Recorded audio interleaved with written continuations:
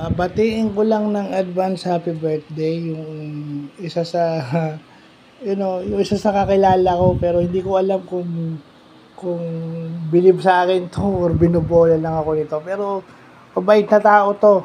So, advance happy birthday to Boss Larky Castigador. O yan, mauna na akong bumati sa birthday mo sa July 12. Sana yung business mo at ang iyong buhay lalo pang mag-prosper on your nth birthday. Di ko na babanggitin yung edad mo. Dahil sigurado naman akong pogi ka pa rin kahit na ano yung edad mo.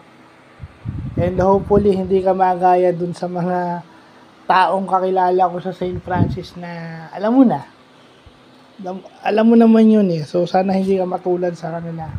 So sana matuto ka pa rin rumispeto. I mean, one thing I like is that marunong ka rumispeto ng tao, especially sa mga katulad ko. So sana ituloy mo lang yan.